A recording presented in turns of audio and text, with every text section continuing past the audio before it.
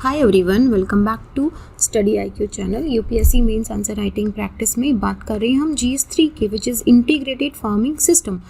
क्या है integrated farming system? Recently बहुत न्यूज़ में था and it is one of the most sustainable practice which government is also pushing कि हम लोग IFS की तरफ जाएं। और यहाँ पे IFS इंडियन फॉरेन या फॉरेस्ट सर्विस नहीं है, this is integrated farming system. Okay, so this IFS क्या है, ये क्यों सस्टेनेबिलिटी पे, या फिर अगर हम पेरिस एग्रीमेंट की डील को भी रीच करने की, या फिर हम डबलिंग द फार्मर्स इनकम की बात कर रहे हैं to providing them a source of income throughout the year, तो इन सब के लिए इंटीग्रेटेड फार्मिंग सिस्टम पे काफ़ी जोर दिया जा रहा है।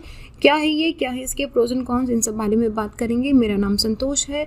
अगर आप मुझसे जुड़ना चाहते हैं तो इंस्टाग्राम या टेलीग्राम पे little_simple_बुद्धा पे सर्च करके आप मुझसे जुड़ सकते हैं। ऑल्सो इस क्वेश्चन का PDF आपको मेरे टेलीग्राम से मिल जाएगा, आप यहाँ से डाउनलोड कर सकते हैं। कमिंग टू द क्वेश्चन बहुत ही सिंपल है। पूछ रहा है कि how far is the integrated farming system helpful in sustaining agriculture production. बहुत सिंपल क्वेश्चन है। कीवर्ड क्या है? एक तो IFS कीवर्ड है और दूसरा सस्टेनिंग एग्रीकल्चर प्रोडक्शन, दो चीज़ें हैं। यहाँ पे अगर मैं बोलूँ आप एग्रीकल्चर से क्या समझते हो, और अगर आप यहाँ पे बोल रहे हो कि सिर्फ क्रॉपिंग पैटर्न को या फिर जो हम खेत में उगाते हैं उससे अगर आप एग्रीकल्चर को रिलेट कर रहे हो, तो this is just the 10-20% agriculture we are talking about. Agriculture और उसके अलाइंड सर्विसेज बहुत बड़ी हैं। आप बी प्रोडक्शन को ले लो, आप फिशिंग को ले लो, आप जो वर्टिकल्चर होता है इसको ले लो, हॉर्टिकल्चर होता है उसको ले लो, सारी चीज़ें ये एग्रीकल्चर से ही रिलेट करती है। तो जब हम बोलते हैं सस्टेनिंग एग्रीकल्चर प्रोडक्शन, तो मैं सिर्फ क्रॉपिंग की बात नहीं कर रही हूँ। मैं यहाँ पे क्रॉपिंग से अलग जैसे डेयरी फार्मिंग हो गया, इन सब के बारे में बात कर रही हूँ, जहाँ से फार्मर को इनकम मिल सकती है। और ये सस्टेनेबल होना बहुत ज़रूरी है, क्योंकि मैं it's all like an integral part. तो हम बात करेंगे। अच्छा, क्वेश्चन का डिमांड एग्रीकल्चर समझ आ गया आपको कि एग्रीकल्चर इज़ नॉट जस्ट कि खेती करना, इट्स मोर देन दैट। तो how far is integrated farming system, पहले हम बात करेंगे कि इंटीग्रेटेड फार्मिंग सिस्टम है क्या। जब तक हमको ये नहीं पता कि इंटीग्रेटेड फार्मिंग सिस्टम क्या है, हम कैसे बता पाएंगे कि वो एग्रीकल्चर प्रोडक्शन में सस्टेनेबिलिटी ला रहा है या नहीं ला रहा है। तो क्वेश्चन का सिंपल सा डिमांड है, आपको पहले IFS के बारे में थोड़ा सा इंट्रोड्यूस करना है कि IFS क्या है, मतलब हाफ ऑफ द क्वेश्चन चला जाएगा। देन यू विल से कि अच्छा इसमें जो इसमें हम टेक्निक्स यूज़ करते हैं, इसकी जो मेथडोलॉजी है वो इस तरीके से हमको एग्रीकल्चर प्रोडक्शन को सस्टेन करने में हेल्प कर रही है। बहुत सिंपल है क्वेश्चन, एक्चुअली पूरा इंटरलिंक्ड है। दो पोर्शन नहीं है क्वेश्चन के, एक ही पोर्शन है क्वेश्चन का, उसी को हमको ठीक से फ्रेमवर्क बना के लिखना है। Now before starting let's just have this simple thing कि एग्रीकल्चर में से ना जनरली काफ़ी अच्छे क्वेश्चंस आते हैं, और दिस ऑर्गेनिक फार्मिंग हो गया, इंटीग्रेटेड फार्मिंग टेक्निक हो गया है, या फिर बाकी जो हमारे हॉर्टिकल्चर वर्टिकल्चर हो गया, इनमें से क्वेश्चंस आते हैं। तो इसके लिए आप इधर उधर ढूंढते रहते हो, please for that read NCERT book सबसे पहले तो, ठीक है। NCERT के अंदर एग्रीकल्चर के कितने भी चैप्टर दिए हैं ना 6वीं से 12वीं तक के, उनको पढ़ लो, उनको लिटरली उनको पढ़ लो। 12वीं क्लास की ज्योग्राफी जो इंडिया पीपल एंड इकोनॉमी है, उसमें एग्रीकल्चर का एक टॉपिक दिया हुआ है, this chapter, it is amazingly beautiful, उसको पढ़ लो। उसके बाद में इसमें करंट अफेयर ऐड करते रहो। पहले बेसिक समझ लो एग्रीकल्चर के कि क्या इंटेंसिव, प्रिमिटिव, इंटेंसिव, कमर्शियल क्या होता है, उसके बाद कहीं और पे स्विच करना है, ठीक है। ओके, चलो देखते हैं। सबसे पहले इंटीग्रेटेड फार्मिंग सिस्टम क्या है। सबसे पहले तो ये समझो कि इंटीग्रेटेड फार्मिंग सिस्टम खुद भी बोल रहा है कि एक ऐसा सिस्टम है जिसमें इनपुट होगा, प्रोसेस होगा, आउटपुट निकलेगा, फिर ये आउटपुट फीडबैक से वापस इनपुट में जाएगा। यही होता है system. This is what system is. Integrated मतलब सब चीज़ें एक साथ लेके मतलब आप क्रॉपिंग पैटर्न साथ लाओगे, आप डेयरी फार्मिंग साथ लाओगे, आप फर्टिलाइज़र साथ में लाओगे, आप इरिगेशन मेथड भी साथ में लाओगे, आप सब कुछ इंटीग्रेट कर रहे हो। जो भी एग्रीकल्चर में आता है सब इंटीग्रेट कर रहे हो। तो इन सब को फार्मिंग में डाल के एक ऐसा सिस्टम बनाया जाएगा कि ये सस्टेनेबल रहे, ठीक है। यही मतलब है इसका मोटे मोटे तौर पे। अंदर चल के देखें तो ये एक ऐसी फार्मिंग टेक्निक इंट्रोड्यूस करेगा जिससे मैक्सिमम प्रोडक्शन होगा क्रॉपिंग पैटर्न के अंदर, और जो रिसोर्सेज हैं उनका ऑप्टिमल यूटिलाइजेशन होगा कि मैक्सिमम यूटिलाइजेशन। जैसे काउडंग होती है, काउडंग को क्या होगा कि या तो कंडे बना के डाल दिया जाता है, या उसको कहीं पे फेंक दिया जाता है, या उसको ऐसे ही मन्यूर डाल दिया जाता है। अभी इस काउडंग का मैक्सिमम यूटिलाइजेशन करा जाएगा। इससे हम बायोगैस भी बना सकते हैं, और इसी काउ डंग को हम ऑर्गेनिक मन्योर की तरह भी, ऑर्गेनिक फर्टिलाइज़र की तरह भी यूज़ कर सकते हैं। तो ये होगा हमने क्या करा, हमने डेयरी फार्मिंग और क्रॉपिंग को इंटीग्रेट कर दिया, राइट। तो इसमें जो फार्म वेस्ट होता है, सारे तरह का फार्म वेस्ट, उस सारे फार्म वेस्ट को रिसाइकिल करा जाएगा एक इंटीग्रेटेड सिस्टम में, कि वो बाकी जितनी भी इसके अटैचमेंट सिस्टम्स हैं उन सबको ये हेल्प करेगा। एक जुडिशियस मिक्स होगा एग्रीकल्चर एंटरप्राइजेस का, जिसमें डेयरी, पोल्ट्री, पिगरी, इन सबको सूटेबल क्लाइमेटिक कंडीशंस के हिसाब से रखा जाएगा और सोशल इकोनॉमिक स्टेटस ऑफ जो फार्मर है उसको बढ़ाया जाएगा, बढ़िया लिविंग स्टैंडर्ड उनका रखा जाएगा। इसमें सेल्फ रिलायंस होगी इनपुट की। एग्रीकल्चर के इनपुट्स क्या होते हैं, एग्रीकल्चर इनपुट पे देखो एक बार, ओके।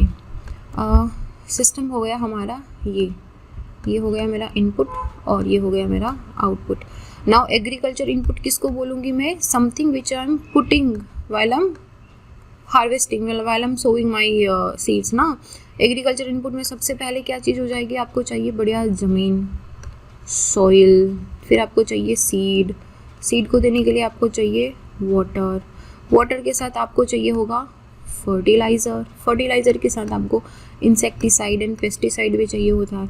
चलो ये सब चीज़ें तो ठीक है, लेबर भी तो चाहिए होगी, लेबर के साथ आपको मशीन्स भी तो चाहिए होगी।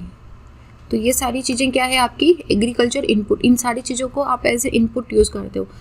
इसमें क्या होगा, आपकी यील्ड, मतलब मान लो कि आपकी फाइनल प्रोडक्टिविटी कितनी है, उसके बाद आप मार्केट में लेके जाओगे, उसको बेचोगे। तो मार्केट में कैसे लेके जाओगे, आपको ट्रांसपोर्टेशन चाहिए होगा, ठीक है। अच्छा, यहाँ पे मनी इज़ मस्ट, बिना मनी के ये सारी चीज़ें कैसे खरीदोगे, ठीक है। तो money is also as agriculture input. तो ये है एग्रीकल्चर इनपुट और एग्रीकल्चर आउटपुट। तो हम क्या करेंगे, जितनी भी एग्रीकल्चर इनपुट है उसमें सेल्फ रिलायंट बनाएंगे कि आपको फर्टिलाइज़र, इंसेक्टिसाइड, पेस्टिसाइड्स, इन सब चीज़ों को बाहर से खरीदना नहीं पड़ेगा। हम यहाँ पे production of composite, vermi composite, vermi wash, ये लिक्विड मैन्योर, ये बॉटनिकल एक्सट्रैक्ट, इन सब चीज़ों का यूज़ करके हमारे फर्टिलाइज़र, हमारे पेस्टिसाइड, इंसेक्टिसाइड्स, ये सारी चीज़ें बनाएंगे। तो ये है इंटीग्रेटेड फार्मिंग सिस्टम, एक interdependent, inter related, interlocking production system है, जो कुछ क्रॉप्स पे, एनिमल्स पे और जो रिलेटेड सब्साइडरी इंटरप्राइजेज हैं उनसे इस तरीके से ये पूरा इंटरलिंक्ड एक सिस्टम है, जिसमें न्यूट्रिएंट्स ऑफ ईच सिस्टम का मैक्सिमम यूटिलाइजेशन करा जाएगा, मैक्सिमम रिसोर्स यूटिलाइजेशन होगा। और जो नेगेटिव इम्पैक्ट होते हैं इन सारी चीज़ों के एनवायरनमेंट पे, जैसे केमिकल फर्टिलाइज़र के जो नेगेटिव इम्पैक्ट होते हैं, उन सारी चीज़ों, या एक्सेसिव इरिगेशन के जो नेगेटिव इम्पैक्ट है, उन सब चीज़ों को मिनिमाइज करा जाएगा। यहाँ पे maximum resource utilisation, minimum environment degradation, ये इसका मोटिव है। नाउ ये इस तरीके से काम करता है कि जो प्राइमरी प्रोड्यूस और सेकेंडरी प्रोड्यूस होते हैं किसी भी सिस्टम में, उनको दूसरे सिस्टम के साथ लिंक करता है। मतलब पोल्ट्री और क्रॉपिंग, इन दोनों को एक साथ लिंक करेगा, इन दोनों को आपस में लिंक करेगा। तो ये होता है हमारा IFS जो है, ये एक sustainable, efficient, sustainable resource management है।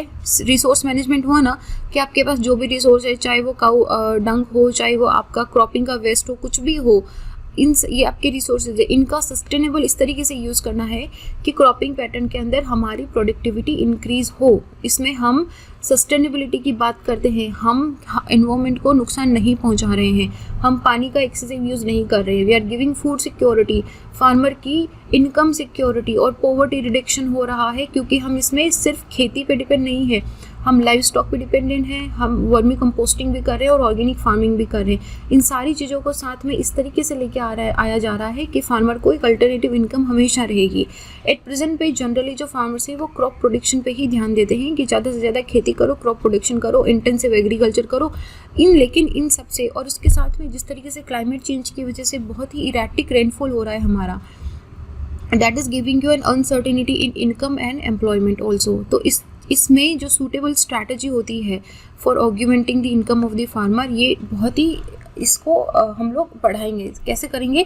सबसे पहले integration of various agriculture enterprises. Various agriculture enterprises क्या हो गई? एग्रीकल्चर से जुड़ी हुई जो चीज़ें हैं, जैसे कि क्रॉपिंग हो गया, एनिमल हस्बेंड्री हो गया, फिशरी हो गया, फॉरेस्ट्री हो गया, इन सब को एक साथ इंटीग्रेट करेंगे, क्योंकि ये सब में ग्रेट पोटेंशियल है एग्रीकल्चर सोसाइटी को डेवलप करने का। तो ये सिर्फ फार्मर की as a supplement for income नहीं होगा, सप्लीमेंट फॉर इनकम तो है ही, इसके साथ में ये इसकी फैमिली को लेबर एम्प्लॉयमेंट भी प्रोवाइड करेगा। तो जो डिस्गाइज्ड एम्प्लॉयमेंट वाली प्रॉब्लम है एग्रीकल्चर में, वो भी ख़त्म हो जाएगी, और जो हम डबलिंग द फार्मर्स इनकम की बात कर रहे हैं, वो भी हमारी विन विन सिचुएशन हो जाएगी। इंटीग्रेटेड फार्मिंग सिस्टम में फार्मिंग टेक्निक को इस तरीके से चेंज करा जाएगा कि हम मैक्सिमम प्रोडक्शन लेके आए क्रॉपिंग पैटर्न में, और जो हमारे रिसोर्सेज है उनका ऑप्टिमल यूटिलाइजेशन करें। फार्म वेस्ट जो होते हैं उनको रिसाइकल करा जाएगा, और जो जुडिशियस मिक्स होता है, ये हमने देखा कि किस तरीके से एग्रो क्लाइमेटिक कंडीशंस और सोशो इकोनॉमिक स्टेटस के हिसाब से फार्मिंग में प्रोस्पेरिटी लेके आई जाएगी। तो ये एक छोटा सा एग्जांपल है, आप देख सकते हो कि जैसे सॉइल है, सॉइल के अंदर क्या हुआ कि जनरली हम जो परचेज फर्टिलाइजर्स या जो रन ऑफ या लीचिंग की प्रॉब्लम होती है या वोलेटाइल लॉस भी हो जाता है यहाँ से इवेपोरेशन की वजह से, तो ये सारी चीज़ें हो रही है। यहाँ पे हम केमिकल फर्टिलाइज़र लेके आ रहे हैं कि यहाँ पे हमको या तो सॉइल इरोजन हो जाता है, लैंड डिग्रेडेशन हो जाता है, लीचिंग हो जाती है, जो मिनरल्स होते हैं वो नीचे लीच हो जाते हैं।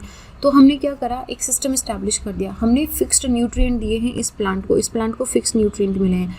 ये बाद में क्या करेंगे, हम हार्वेस्ट करेंगे, स्टोरेज करेंगे। स्टोरेज करने पे क्या होता है कि फीड सोल कुछ तो सोल हो जाएगी, कुछ वॉलेटाइल उसका लूज भी हो जाएगा। ये इसको हम गायों को भी देंगे, हमारे जो लाइफ स्टॉक होते हैं उसको भी देंगे। यहाँ से हमको मिल्क मिलेगा, मिल्क के साथ हमको मन्यूर भी मिलेगा। तो ये जो मन्यूर हो गया यहाँ पे, इस मन्यूर को फिर से हम यूटिलाइज़ करेंगे, कंपोजिट करेंगे और इसको सॉइल में यूटिलाइज़ करेंगे। इसके साथ एक क्रॉप से आप ग्रेजिंग करवा सकते हो, ग्रेजिंग से भी हमको मन्यूर मिलेगा और ग्रेजिंग से सीधा सॉइल के अंदर भी वो मन्यूर मिलेगा इसको। तो ये देख रहे हो पूरा एक सिस्टम डेवलप हो गया है कि आपने क्या करा है कि क्रॉपिंग से एंड लाइफ स्टॉक को हेल्प मिल रही है और लाइफ स्टॉक से क्रॉपिंग को हेल्प मिल रही है। तो इंटीग्रेटेड फार्मिंग सिस्टम के अंदर क्रॉप हस्बेंड्री आता है, लाइफ स्टॉक प्रोडक्शन आता है, पोल्ट्री आता है, डकरी आता है जिसमें डक्स होती हैं, horticulture, aquaculture, apiculture, sericulture, mushroom cultivation, agro forestry and biogas plant. ये सारे कुछ ही कंपोनेंट है। अभी भी आप इसमें बहुत सारी चीज़ें ऐड कर सकते हो जो इंटीग्रेटेड फार्मिंग सिस्टम के कंपोनेंट बनाते हैं। फिर second part of the question है कि जो इंटीग्रेटेड फार्मिंग सिस्टम है वो किस तरीके से सस्टेनेबल एग्रीकल्चर प्रोडक्शन को हेल्प करेगा, इंश्योर करेगा। सबसे पहली बात है कि ये क्या करेगा कि एक इनकम जो economic yield per unit area होती है ना हमारी, उसको इम्प्रूव करेगा। क्योंकि आप यहाँ पे क्या कर रहे हो, सब कुछ according to the agro climatic conditions आप अपनी खेती कर रहे हो। तो ये आपका इंटेंसिफिकेशन ऑफ द क्रॉप होगा। और इसके साथ ही जो अलाइंड एक्टिविटीज़, अलाइंड एंटरप्राइजेज है स्मॉल एंड मार्जिनल फार्मर के लिए, वो फार्मर को एक अपॉर्चुनिटी देगा कि वो अपनी इनकम को रेज कर सके। इसके साथ ही ये कैपेबिलिटी देगा to make the sector profitable. कैसे प्रॉफिटेबल बनाएगा, एग्रीकल्चर इनपुट मैंने अभी बात करी, एग्रीकल्चर इनपुट के लिए पैसे चाहिए, केमिकल फर्टिलाइजर, इंसेक्टिसाइड, पेस्टिसाइड, ये सब चीज़ें महंगी आती है। तो अगर आप घर पे बना हुआ ऑर्गेनिक मन्यूर यूज़ कर रहे हो, आपको कहीं और से लाना नहीं पड़ रहा है, आपके सिस्टम खुद ही आपको ऑर्गेनिक मन्यूर दे रहा है, तो आपका केमिकल फर्टिलाइज़र का और ये बिल्कुल पंगा ही खत्म हो जाएगा, आपको लेना नहीं पड़ेगा। तो आपका प्रॉफिटेबल हो गया क्योंकि आपकी इनपुट कम हो गई है, इनपुट प्राइस कम हो गई है। और इसमें क्या होगा कि एक सिस्टम का जो बाई प्रोडक्ट है वो दूसरे सिस्टम के अंदर इनपुट डाल दिया जाएगा। पूरा एक सिस्टम टू सिस्टम इस तरीके से हम जनरेट करेंगे कि एक सिस्टम का जो बाई प्रोडक्ट है, जैसे लाइव स्टॉक का जो बाई प्रोडक्ट है काउ डंग या मन्यूर, तो उसको हम क्या करेंगे, उसको हम एक फार्मिंग के अंदर as a manure, as a fertiliser use करेंगे। तो ये जो कंपोनेंट है इसमें कंट्रोलिंग द वीड हो गया या इंटीग्रेटेड पेस्ट मैनेजमेंट हो गया, इन सबको हम ऑर्गेनिकली हैंडल करेंगे ताकि जो वीड किलर या जो पेस्टिसाइड्स होते हैं, जो केमिकल पेस्टिसाइड्स होते हैं, उनसे एनवायरनमेंट को भी प्रोटेक्ट करा जा सके। Effective recycling of the product होगी, मतलब कोई भी चीज़ जलाई नहीं जाएगी और उसको ऐसे ही फेंका नहीं जाएगा, हर एक चीज़ का रिसाइकलिंग होगा। जो बाई प्रोडक्ट या वेस्ट मटेरियल इन IFS होते हैं वो ही इस फार्मिंग सिस्टम की सस्टेनेबिलिटी का कॉर्नरस्टोन बनते हैं। आप मतलब देखो, छोटा सा एग्जांपल, मैं बार बार यही एग्जांपल रिपीट कर रही हूँ, आप कोई भी एग्जांपल ले लो, जैसे कि आप पोल्ट्री का एग्जांपल ले लो। पोल्ट्री में उनके जो एनिमल वेस्ट होता है, उस एनिमल वेस्ट को आप क्या करोगे, वो बहुत न्यूट्रिशियस होता है, उसको आप यूज़ करो अपने इसमें एज अ फर्टिलाइज़र यूज़ करो। आप वहाँ से वेजिटेबल्स उगाओ, वेजिटेबल्स में आपको काम आएगा। और इन वेजिटेबल्स में से या फिर जो भी आपको वेजिटेबल से इनकम होती है उनसे आप फिर अपनी पोल्ट्री को फीडिंग करो, तो वहाँ से फिर से मन्यूर से ये पूरा साइकिल बन जाएगा एक। सिमिलरली आप देख सकते हो कि cropping animal husbandry and mushroom के अंदर है। एनिमल हस्बेंड्री से जो काउ डंग होगा उससे कैटल को फॉडर मिलेगा, क्रॉपिंग से सीधा क्रॉपिंग से फॉडर मिल रहा है। कैटल का जो डंग है, काउ डंग एनिमल वेस्ट है, उस एनिमल वेस्ट को हम मन्यूर की तरह यूज़ करें। ये मन्यूर आप क्रॉपिंग पैटर्न में यूज़ कर सकते हो, क्रॉपिंग के अंदर आपको फर्टिलाइजर की तरह काम आएगा। मशरूम कल्टीवेशन के अंदर भी आप इस मन्यूर को यूज़ कर सकते हो। तो आपका ऑर्गेनिक मन्यूर हो गया, ऑर्गेनिक इंसेक्टिसाइड पेस्टिसाइड्स हो जाएगा और आपको कहीं और से खर्च नहीं करना पड़ेगा। तो ये क्या कर रहे हैं हम recycling of the product and by product से जो वेस्ट मटेरियल है इन सबको यूज़ कर रहे हैं दूसरे सिस्टम के अंदर। तो interaction of enterprises with crop, egg, meat, milk, ये सब है। इन सब से क्या होगा कि मान लो अभी क्रॉपिंग सीजन नहीं है, तो क्रॉपिंग सीजन नहीं है तो क्या हुआ, बाकी चीज़ें तो एग, मीट एंड मिल्क इनकी तो पूरे साल ज़रूरत रहती है, तो ये मनी अराउंड द ईयर इनको मिलती रहेगी। नॉर्थ ईस्टर्न पार्ट के अंदर तो वैसे भी ये प्रैक्टिस जो सबसिस्टेंस एग्रीकल्चर की प्रैक्टिस है इसको चलाया जाता है। उनका ट्रेडिशनल बेस है कि किस तरीके से वाटर को हार्वेस्ट करना है, सॉइल मैनेजमेंट करना है। They all are very very useful and are some methods कि हम किस तरीके से इफेक्टिव यूटिलाइजेशन कर सकते हैं रिसोर्सेज का IFS के अंडर। अभी तक कितना यूजफुल रहा है, दैट इज़ ए क्वेश्चन। अच्छा, सॉरी फॉर द नॉइस, वो मैंने टेबल पे टिक कर दिया था। So how far this is useful कि जैसे इंटीग्रेटेड फार्मिंग सिस्टम होता है, it has help in improving the income of the farmer definitely and the nutritional security of the farmer.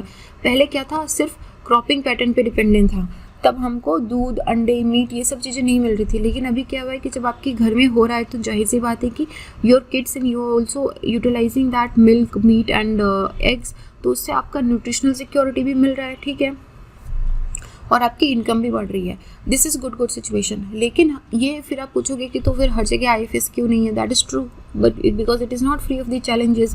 जैसे सबसे पहले तो फाइनेंशियल रीज़न है। स्मॉल एंड मार्जिनल जो फार्मर्स होते हैं वो बड़े बड़े कैटल्स, आजकल गाय भैंसें बहुत महंगी आती है, अच्छी जो गुड मिल्क प्रोड्यूस करती है, तो वो अफोर्ड नहीं कर पाते हैं, पहली तो बात है। और इसलिए वो छोटे जो रेनिमेंट्स होते हैं, जैसे गोट रख लिया किसी ने, बकरी हो गई, शीप हो गया, ये सब चीज़ें रखते हैं स्मॉल एंड मार्जिनल फार्मर।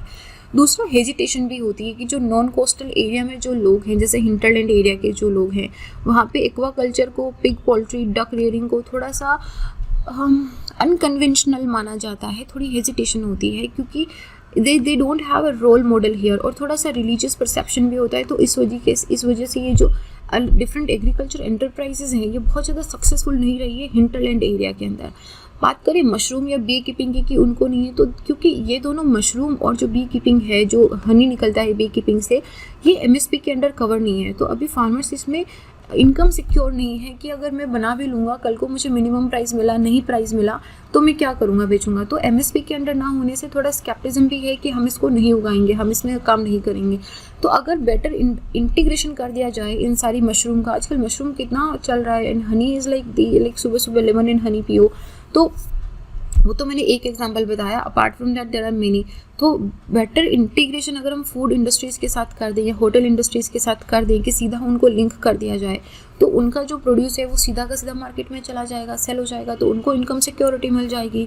इसके अलावा फार्मर्स की स्किल एंड कैपेसिटी को, एक ना वो दिमाग में ऐसे रहता है कि नहीं हमसे नहीं होगा, इतना नहीं हैंडल होगा, कैसे करेंगे, you know that until unless you start doing it you are always sceptical about it. तो उनको एक स्किल या कैपेसिटी यहाँ पे जो हमारी ICAR की बहुत सारी ये ब्रांचेस हैं, वो ब्रांचेस हेल्प कर सकती हैं कि फार्मर्स को किस तरीके से स्किल एंड कैपेसिटी डेवलप करा जाए। उसमें इंटीग्रेटेड फार्मिंग सिस्टम ने government, it can greatly help actually, क्योंकि थ्रू आउट द ईयर एक इनकम प्रोवाइड करेगा फार्मर्स को, तो it can be a great help to the farmers कि doubling of the farmers income हो जाए।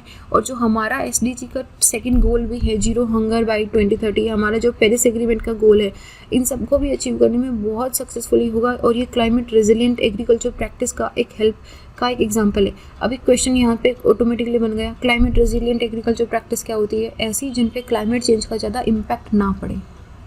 आगे एक और कभी क्वेश्चन कर लेंगे, don't worry on that. So this was about the IFS की IFS क्या है और क्या ये वाकई में सस्टेनेबल एग्रीकल्चर प्रोडक्शन में हेल्प कर रहा है। लेकिन हमको चैलेंजेस के बारे में बात करनी है कि जो स्केप्टिज्म है या जो थोड़ी सी स्किल की, ट्रेनिंग की, पुश की, थोड़ी इकोनॉमिक सपोर्ट की ज़रूरत है, उन सब चीज़ों को साथ में रख के अगर हम इंटीग्रेटेड फार्मिंग सिस्टम की बात करें तो this can be a very very wonderful farming system we can develop in our country. So this is it. Okay, इस क्वेश्चन का ये जो PDF है आपको टेलीग्राम पे मिल जाएगा, आप यहाँ से डाउनलोड कर लेना। अगर आप मुझसे जुड़ना चाहते हैं तो इंस्टाग्राम पे आप मुझे मैसेज भी ड्रॉप कर सकते हैं। So this is it, I will see you guys in the next question. Till then be happy. जय हिंद।